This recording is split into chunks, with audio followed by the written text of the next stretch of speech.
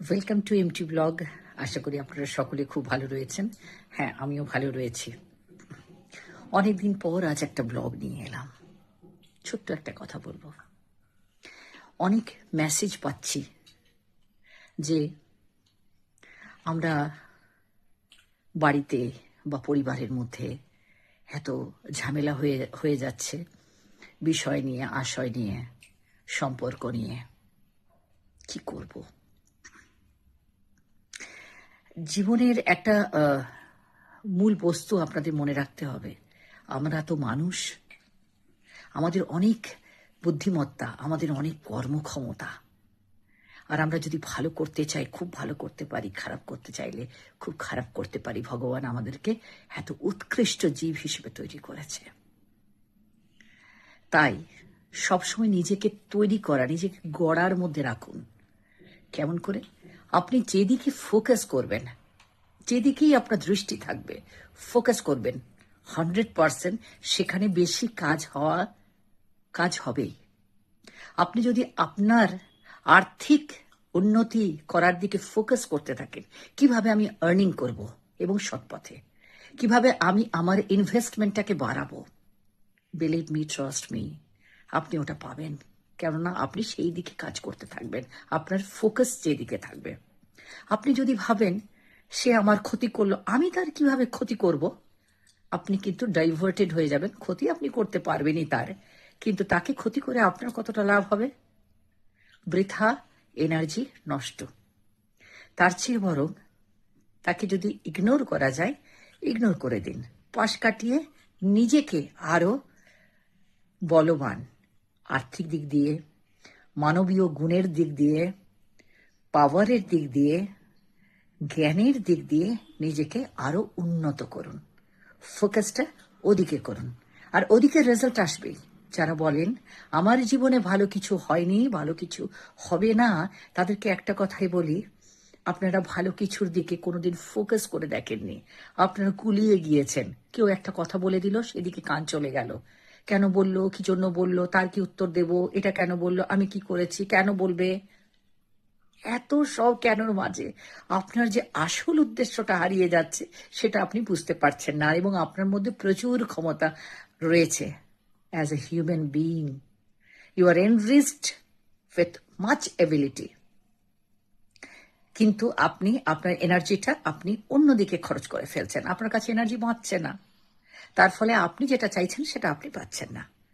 আপনি ভীষণ ফোকাস হন যে আমি এটা চাই, আমার অর্থ চাই, কিংবা আমি ওয়াইজ হতে চাই, অনেক জ্ঞান চাই, অনেক নলেজ চাই, বই পড়ুন। আমি পিস চাই, শান্তি চাই জীবনে। যারা আপনার অশান্তির কারণ, তাদের থেকে বিচ্ছেদ বলছি না, তাদের থেকে কিন্তু একটা মনের ভেতর একটা দূরত্ব আপনি করে নিন।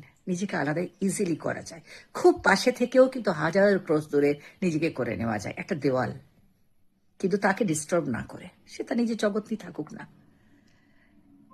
আপনার সম্বন্ধে কথা বলছে, নিন্দে করছে, শুনবেন না, ইগনোর করে দিন।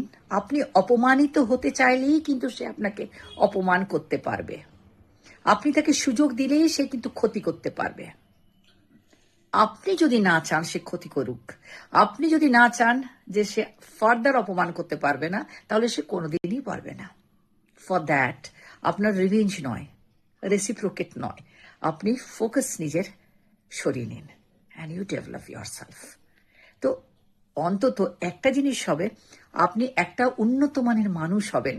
তার ফলে যারা আপনার সাথে উঠবে বসবে, যারা আপনার সঙ্গে আসবে, তারাও কিন্তু উন্নত মানেরই হয়ে যাবে। তার মধ্যে যদি কিছু কমি থাকে, তাহলে কিন্তু সে আপনার সঙ্গে থেকে একটা উন্নত মানের মানুষ হবে। আপনি কতটা কন্ট্রিবিউট করলেন বলুন তো সমাজে, বাই ম্যানকাইন্ডে? অনেকটা। আর এখন তো সোশ্যাল মিডিয়ার যুগ। এ তো পরিষ্কারভাবে একটা নির্দেশ তো আমাদের সব সময় দেখিয়ে দিচ্ছে, যে যা দেখতে চায় তার কাছে সেটা পৌঁছে দেয়। ঠিক সেইভাবেই কিন্তু আমাদের প্রকৃতিও ওইভাবেই চলে। আমরা মানবীয় প্রকৃতির মধ্যে, আমি যদি দুষ্ট হই, আমার কাছে দুষ্ট লোকের অনেক সমাবেশ ঘটবে। আমি যদি ভালো হই, আমি যদি কোয়ালিটি মানুষ হই, তাহলে আমার কাছে কিন্তু কোয়ালিটি লোক থাকবে আমার সার্কেলে। ঠিক যেমন সোশ্যাল মিডিয়া কাজ করে।